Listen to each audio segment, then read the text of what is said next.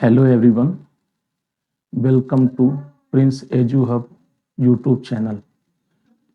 Dear students, आज हम लोग भारत में यूरोपीय कंपनियों के आगमन वाला टॉपिक जो मॉडर्न इंडिया का पहला टॉपिक है उसको डिस्कस करेंगे।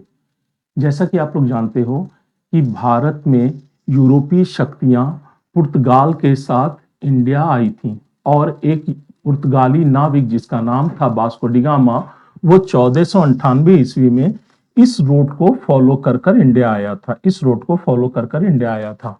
तो हम सबसे पहले यह देखेंगे कि आखिर में यूरोपीय लोगों को सी रूट से इंडिया आने की जरूरत क्यों पड़ी, और इसको समझने के लिए हम यह देखेंगे कि आखिर में यूरोप और इंडिया का 1498 के पहले क्या कोई रिलेशन था, और अगर था तो वह किस प्रकार था।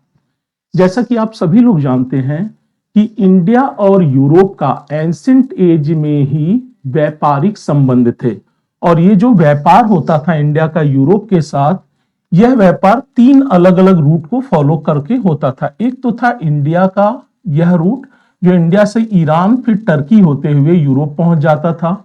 दूसरा रूट था इंडिया और यूरोप के बीच व्यापार का कि इंडिया से हम आए फारस की खाड़ी में, फिर लैंड रूट को फॉलो कर हम यूरोप पहुंच गए। और एक तीसरा रूट भी था कि हम इंडिया से अरेबियन सी को क्रॉस करते हुए रेड सी में एंट्री करेंगे, फिर ये थोड़ा सा लैंड रूट क्रॉस करेंगे, उसके बाद फिर मेडिटेरियन सी में एंट्री करके हम यूरोप पहुंच जाएंगे। तो इन 3 अलग अलग रूट से इंडिया का एंशिएंट एज से ही यूरोप के साथ व्यापार होता था, और इस व्यापार में इंडिया से बहुत बड़ी मात्रा में मसाले जाते थे यूरोप के लिए। इसके अलावा सूती वस्त्र जाते थे यूरोप के लिए, इसके अलावा सिल्क जाता था यूरोप के लिए, तथा हाथी दांत की वस्तुएं यूरोप के लिए जाती थी।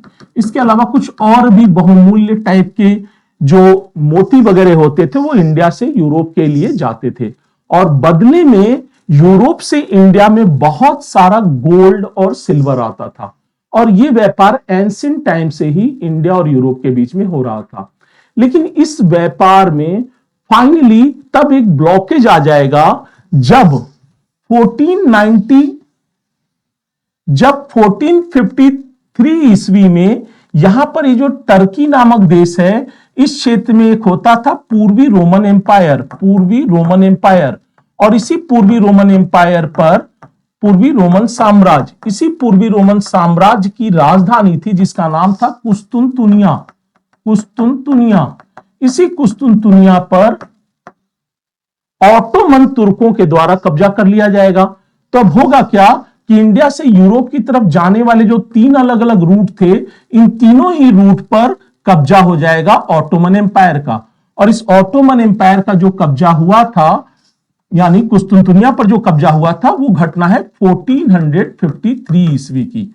और जब 1453 में इस वाले रूट पर यूरोपीय देशों का यहां तक जाने वाला जो रोड है उस पर ब्लॉक हो गया किन लोगों के द्वारा, ऑटोमन एम्पायर के लोगों के द्वारा, तो अब यूरोपीय लोग भारत की तरफ जाने वाला नया रास्ता खोजेंगे, और यही भारत की तरफ जाने वाला जो नया रास्ता है उसमें सफलता प्राप्त होगी। एक पुर्तगाली नाविक था जिसका नाम था वास्को डी गामा, उसने सफलता प्राप्त की, और 1498 में वास्को डी गामा इस रूट को फॉलो कर इंडिया पहुंचेगा। एक और बात थी कि इंडिया और यूरोप का जो एंशिएंट टाइम में ये व्यापार होता था ना, इस व्यापार में भारत पॉजिटिव कंडीशन में था या भारत सरप्लस कंडीशन में था। इंडिया से बहुत बड़ी मात्रा में हम कंज्यूमर गुड्स यूरोप को भेजते थे, और बदले में हमारे पास सोना और चांदी आता था। और इसीलिए एक यूरोपीय थिंकर था जिसका नाम था प्लिनी ने इस बात पर बहुत दुख व्यक्त किया था कि रोमन थिंकर था कि भारत की सभी वस्तुएं आकर हमारे बेडरूम में हैं, हमारे ड्राइंग रूम में है, हमारे किचन में है, यानी भारत की वस्तुओं से हम एकदम लदे पड़े हुए हैं, हम यूरोपीय लोग, हम रोमन लोग, और बदले में हमारा पूरा सोना चांदी इंडिया में जा रहा है। तो एंशिएंट टाइम में इस तरह का व्यापार होता रहा। अब इस व्यापार में फाइनली गिरावट तब आ जाएगी जब 1453 ईस्वी में पूर्वी रोमन साम्राज्य की राजधानी कुस्तुनतुनिया पर ऑटोमन तुर्कों का कब्जा हो गया।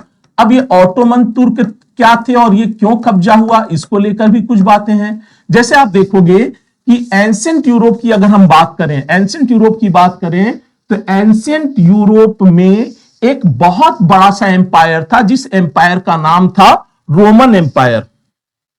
एंशिएंट यूरोप में एक बहुत बड़ा सा एम्पायर था, जिस एम्पायर का नाम था रोमन एम्पायर। और ये जो रोमन एम्पायर है, ये एक बहुत बड़े क्षेत्र में, रोमन एम्पायर जो है एक बहुत बड़े क्षेत्र में फैला हुआ था, जिसमें यूरोप, साथ ही साथ एशिया और साथ ही साथ अफ्रीका का क्षेत्र शामिल था। इतने बड़े क्षेत्र में रोमन एम्पायर फैला हुआ था। और यह जो रोमन एम्पायर इतने बड़े क्षेत्र में फैला हुआ है, तो इसकी राजधानी होती थी रोम, और रोम से बैठकर यह रोमन किंग इतने बड़े एम्पायर पर कंट्रोल रखता था। चूंकि इसका साइज बहुत बड़ा हो गया था, इस कारण से ये जो रोमन एम्पायर है, यह 319 ईस्वी में दो टुकड़ों में टूट गया, और एक बन गया पश्चिमी रोमन एम्पायर, या हम बोल सकते हैं वेस्टर्न रोमन एम्पायर, जिसकी राजधानी थी रोम, और एक बन गया ईस्टर्न रोमन एम्पायर, जिसकी राजधानी थी कॉन्स्टेंटिनोपल या कुस्तुनतुनिया। अब हो क्या रहा था कि ये जो वेस्टर्न रोमन एम्पायर है और ये जो ईस्टर्न रोमन एम्पायर है, इन दोनों का अलग अलग इंडिया के साथ व्यापार होता था। और इंडिया का व्यापार, जैसा कि मैंने आपको बताया, 3 रूट को फॉलो करके होता था। आप इंडिया से गए ईरान, ईरान से टर्की, और टर्की से होते हुए यूरोप में पहुंच गए। दूसरा रूट था इंडिया से गए हम फारस की खाड़ी में, फिर लैंड रूट पर हम आए और फिर यूरोप पहुंच गए। और तीसरा रूट था इंडिया से अरेबियन सी होते हुए, रेड सी होते हुए हम भूमध्य सागर में एंट्री किए और यूरोप तक पहुंच गए। और इस व्यापार में इंडिया को बहुत फायदा होता था, और बदले में हमारे वहां सोना और चांदी बहुत बड़ी मात्रा में आता था। तो हुआ क्या कि ये जो 319 ईस्वी में रोमन एम्पायर 2 टुकड़ों में टूटा है, इस रोमन एम्पायर के 2 टुकड़ों में टूटने के बाद ये जो पश्चिमी रोमन एम्पायर है, ये 500 एडी तक आते आते खत्म हो गया। यानी 500 एडी में उसकी ऑफिशियल समाप्ति हो गई, और आते आते 800 एडी तक पश्चिमी रोमन एम्पायर खत्म हो जाएगा। और पश्चिमी रोमन एम्पायर खत्म क्यों हुआ? क्योंकि पश्चिमी रोमन एम्पायर पर नॉर्थ से आने वाले लोगों ने, जो बर्बर थे, इन्होंने आक्रमण किया और पश्चिमी रोमन एम्पायर खत्म हो गया। और जब पश्चिमी रोमन एम्पायर खत्म हो गया, तो अब यूरोप में कई छोटे छोटे राज्य अस्तित्व में आ जाएंगे 5वीं शताब्दी के बाद, और इस वाले टाइम को हम यूरोप का सामंतवाद के रूप में जानते हैं। दूसरी तरफ आप देखोगे, ये जो पूर्वी रोमन एम्पायर है, इस पूर्वी रोमन एम्पायर के साथ इंडिया का व्यापार चलता रहा, लेकिन फाइनली 7वीं सेंचुरी से यह व्यापार भी खत्म हो जाएगा। क्यों? क्योंकि यहां पर इंडिया पर हूण लोगों का आक्रमण होगा 7वीं शताब्दी में, और इस हूण आक्रमण के कारण आप देखोगे कि इंडिया और यूरोप के बीच का जो ये व्यापारिक रोड था, ये लैंड रूट, ये खराब हो गया, ये गड़बड़ हो गया। इसके बाद इंडिया में भी डिसेंट्रलाइजेशन हुआ, और फाइनली इंडिया में भी कई छोटे छोटे राज्य अस्तित्व में आ गए, जिनको हम अर्ली मेडाइवल एज बोलते हैं। और इसलिए आप देखोगे कि इंडिया का अब इस ईस्टर्न रोमन एम्पायर के साथ व्यापार कम हो गया। पश्चिमी रोमन एम्पायर के साथ तो व्यापार एकदम खत्म हो गया, क्योंकि पश्चिमी रोमन एम्पायर में सामंतवाद आ गया, और ईस्टर्न रोमन एम्पायर के साथ भी व्यापार बहुत कम हो गया। अब इसी में एक नई घटना होती है, और वो नई घटना क्या होती है कि यहां पर ये जो अरब क्षेत्र है, इस अरब क्षेत्र में 7वीं शताब्दी में एक नया धर्म अस्तित्व में आता है, और उस धर्म का नाम था इस्लाम। इस्लाम के अंदर कुछ बेसिक फीचर्स ऐसे थे कि इस्लाम का बहुत तेजी से प्रसार हुआ, और 8वीं शताब्दी तक आते आते इस्लाम का नियंत्रण इजिप्ट पर हो गया। सऊदी अरेबिया वाले क्षेत्र पर तो पहले से था, साथ ही साथ ईरान वाले क्षेत्र पर भी इस्लामिक शक्ति का ही नियंत्रण हो गया। और यह इस्लामिक शक्ति एक समय ऐसा भी आया कि इसने जाकर स्पेन पर भी अपना कंट्रोल बना लिया, और स्पेन पर भी इस्लामिक शासन लगभग 40 सालों तक रहा। बाद में यूरोप के ये जो सामंती राज्य थे, छोटे छोटे राज्य, इन्होंने इस्लामिक शक्ति को स्पेन से बाहर किया, और फिर इस्लाम आकर इसी क्षेत्र में आप बोल सकते हो कि अपने आप को कंसोलिडेट कर लिया। अब इधर वेस्टर्न रोमन एम्पायर खत्म हो चुका, और वेस्टर्न रोमन एम्पायर की जगह पर एक नया एम्पायर आ चुका है, जिसको हम बोलते हैं पवित्र रोमन साम्राज्य। ये 8वीं शताब्दी में इसकी शुरुआत हुई, और 10वीं शताब्दी तक आते आते ठीक ठाक कंडीशन में आ गया। अब यहां पर है इस्लामिक शासन, यहां पर पवित्र रोमन साम्राज्य, और यहां पर है पूर्वी रोमन साम्राज्य, पूर्वी रोमन साम्राज्य, पूर्वी रोमन साम्राज्य। अब होगा क्या कि इस्लामिक शक्ति जब स्पेन से बाहर निकाल दी गई तो इस्लामिक शक्ति लगातार प्रयास कर रही थी कि हम पूर्वी रोमन साम्राज्य पर भी अपना नियंत्रण स्थापित कर लें। और जब ये पूर्वी रोमन साम्राज्य पर नियंत्रण स्थापित करने का प्रयास कर रही थी तो इसी क्रम में इस्लामिक शक्ति के द्वारा इजराइल के क्षेत्र पर भी नियंत्रण स्थापित किया गया। और जब इजराइल के क्षेत्र पर नियंत्रण स्थापित किया गया तो इजराइल ईसाई धर्म के लिए बहुत इंपॉर्टेंट एक स्थान था, क्योंकि ईसा मसीह का बर्थ प्लेस इजराइल में था। और इसलिए यूरोप की ये जो सामंती शक्तियां हैं वो अपनी सेना लेकर छोटे छोटे ग्रुप में इजराइल नामक क्षेत्र में पहुंचती थी। इधर से इस्लामिक सेना पहुंचती थी, इधर से ईसाई सेना पहुंचती थी, और इस्लाम वर्सेस ईसाई धर्म का युद्ध होता है। और इसको बोलते हैं हम क्रूसेड। क्रूसेड का मतलब कि जब इस्लामिक शक्ति का इजराइल वाले क्षेत्र पर कब्जा हो गया तो यहां के जो ईसाई शक्तियां हैं, जो सामंतवाद के रूप में छोटे छोटे राज्यों के रूप में हैं, ये लोग अपनी सेनाएं लेकर आते थे और इस क्षेत्र पर इजराइल को मुक्त कराने का प्रयास करते थे। और ये क्रूसेड मेनली हुआ है 11वीं सेंचुरी के लास्ट में और 12th सेंचुरी में। टोटल 3 क्रूसेड हुए हैं, टोटल 3 क्रूसेड हुए हैं, क्रूसेड 1, 2 और 3। इस क्रूसेड का फाइनल निष्कर्ष यह निकला था कि इस क्रूसेड में फाइनली विजय प्राप्त हुई थी इस्लामिक शक्ति को, और इस्लामिक शक्ति धीरे धीरे अपनी क्षेत्रफल को बढ़ाता जा रहा था। और यही इस्लामिक शक्ति धीरे धीरे अपने क्षेत्रफल को बढ़ाते हुए एक समय ऐसा आएगा कि 1453 ईस्वी में टर्की, जो कि पूर्वी रोमन साम्राज्य का सबसे मेन केंद्र था और इसी टर्की की राजधानी थी, यानी उस समय पूर्वी रोमन साम्राज्य की राजधानी थी, जिसको नाम था कुस्तुनतुनिया, जिसको हम इंग्लिश में कॉन्स्टेंटिनोपल बोलते हैं, उस पर भी इस्लामिक शक्ति का नियंत्रण हो जाएगा। अब 1453 ईस्वी में यूरोप और इंडिया के बीच जाने वाला जो मेन रोड है, यानी ये जो रास्ता है, इस पर पूर्णतः कंट्रोल हो चुका है इस्लामिक शक्ति का। अब यूरोपीय लोगों को तो इंडिया से बहुत सी वस्तुएं चाहिए, और उनमें सबसे इंपॉर्टेंट जो वस्तु थी वह था मसाले।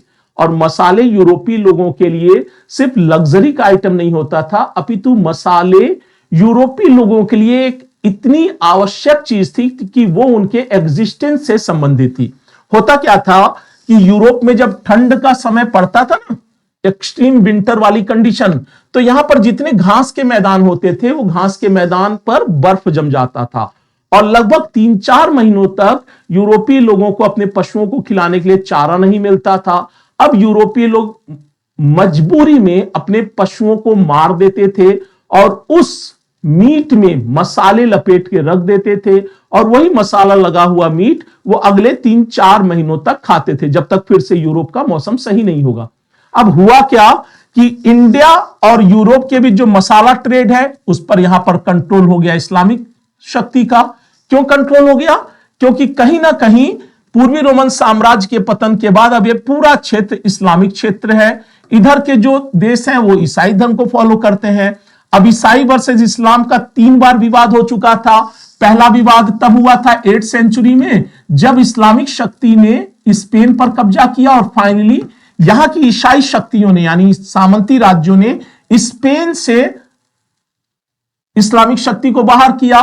दूसरा विवाद हुआ था क्रूसेड के रूप में, और तीसरा विवाद हो गया 1453 में, जब कॉन्स्टेंटिनोपल पर ऑटोमन तुर्क का कब्जा हो गया। अब यूरोपीय लोग बहुत परेशान हो गए, और यूरोपीय लोग जब बहुत परेशान हो गए तो उन्होंने इंडिया की तरफ जाने के लिए नए रास्ते की खोज प्रारंभ की।